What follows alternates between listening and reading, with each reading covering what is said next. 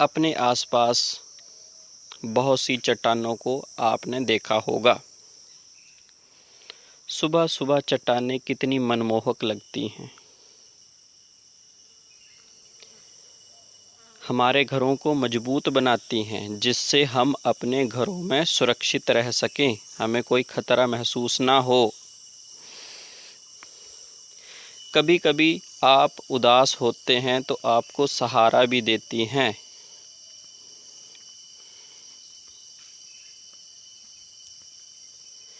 तो आज चट्टानें आपसे कुछ कह रही हैं। क्या कह रही हैं? आओ हमारा अध्ययन करो, हमारे बारे में जानो। तो आज का हमारा टॉपिक है चट्टानें। उनको शैलें भी कहते हैं, रॉक्स भी कहते हैं, और उनके प्रकार। सर्वप्रथम जानना बहुत ज़रूरी है कि चट्टानें होती क्या हैं। पृथ्वी की ऊपरी परत या भूपटल, इसको क्रस्ट भी कहते हैं, इस पर मिलने वाले पदार्थ, चाहे वो ग्रेनाइट और बालुका पत्थर की भांति कठोर प्रकृति के हों, मजबूत हों, या चाक या रेत की भांति कोमल हों, चाक और लाइमस्टोन की भांति प्रवेश्य हों, जिसमें पानी निकल जाता है, पानी घुस जाता है, या स्लेट की भांति अप्रवेश्य हों, जिसमें पानी नहीं जाता। चट्टान अथवा रॉक, अंग्रेजी में कहते हैं शैल कहते हैं उसको। इसकी रचना विभिन्न प्रकार के खनिजों के सम्मिश्रण से होती है। सम्मिश्रण होता है जब अलग अलग खनिज एक साथ मिल जाते हैं। सतह के कठोर भाग को चट्टान कहते हैं। ये पृथ्वी की बाहरी परत की संरचना की मूलभूत इकाई होती है।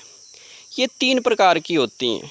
सबसे पहले आग्नेय चट्टानें, दूसरी है अवसादी चट्टानें, और तीसरी है कायांतरित चट्टानें। आओ हम एक एक करके इनका अध्ययन करें। सबसे पहले आग्नेय चट्टानें।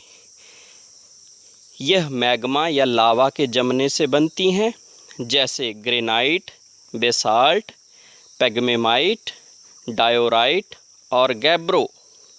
आग्नेय चट्टान स्थूल, परत रहित, कठोर, सघन और जीवाश्म रहित होती है। आर्थिक रूप से ये बहुत संपन्न होती है। ये चुंबकीय, लोहा, निकल, तांबा, सीसा, जस्ता, क्रोमाइट, मैग्नीशियम, सोना और प्लेटिनम इसमें पाया जाता है। बेसाल्ट में लोहे की मात्रा सबसे अधिक होती है।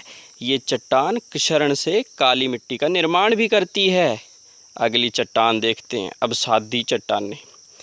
प्रकृति के कारकों द्वारा निर्मित छोटी छोटी चट्टानें किसी स्थान पर जमा हो जाती हैं और बाद में रासायनिक प्रक्रिया और अन्य कारणों से परत जैसी ठोस रूप में निर्मित हो जाती है। इन्हें अवसादी चट्टान कहते हैं। बालुका पत्थर, चूना पत्थर, स्लेट, कॉन्ग्लोमरिएट, नमक की चट्टानों और सेलखड़ी आदि इसकी जो चट्टानों के प्रकार हैं। अवसादी चट्टानें परतदार होती हैं। इसमें वनस्पति और जीव जंतुओं के जीवाश्म पाए जाते हैं। इन चट्टानों में लौह अयस्क, फास्फेट, कोयला, सीमेंट आदि भी पाए जाते हैं।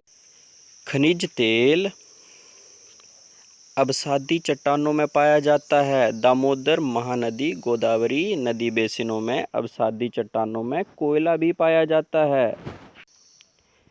इसके साथ आगरा का ताजमहल आपने देखा होगा, दिल्ली का लाल किला देखा होगा। ये बलुआ नामक पत्थर जो अवसादी चट्टान है से बनाया गया है। तो अवसादी चट्टानों के बारे में ये जानकारी थी। उसके पश्चात कायांतरित या रूपांतरित चट्टानें। अवसादी और आग्नेय दोनों चट्टानों में ताप और दाब के कारण परिवर्तन या रूपांतरण हो जाने से कायांतरित चट्टानों का निर्माण होता है। कायांतरित, काया का बदलना, मूल चट्टान और कायांतरित चट्टान। ग्रेनाइट, नीस, बोसाल्ट, गैब्रो, बेसाल्ट, गैब्रो, बलुआ पत्थर, क्वार्टजाइट, शैल, स्लेट, स्लेट, फ्लाइलाइट, चूना पत्थर संगमरमर बनता है, इससे कायांतरित होकर फ्लाइट सिस्ट बनता है। कोयले से ग्रेफाइट और ग्रेफाइट से हीरा बनता है। तो ये कायांतरित चट्टानों से बनते हैं। उसके बाद चट्टानों या शैलों के महत्वपूर्ण तथ्य। बेसाल्ट में लोहे की मात्रा सर्वाधिक होती है। इस चट्टान के क्षरण से काली मिट्टी बनती है।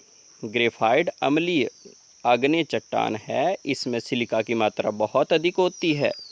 बेसाल्ट, गैब्रो, रायोलाइट क्षारीय आग्नेय चट्टानें हैं, इसमें फेरी मैग्नीशियम की प्रधानता होती है। इसका रंग गहरा हरा होता है। दामोदर और गोदावरी नदी बेसिन में अवसादी चट्टानों में कोयला पाया जाता है।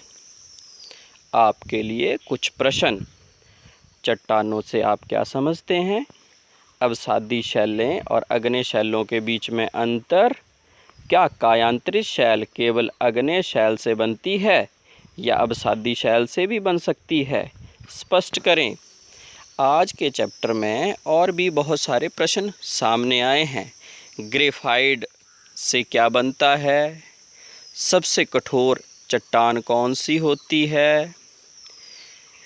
किस चट्टान में जीवाश्म पाए जाते हैं? इसी के साथ आज का टॉपिक समाप्त होता है। धन्यवाद। अध्ययन करते रहें, सुरक्षित रहें।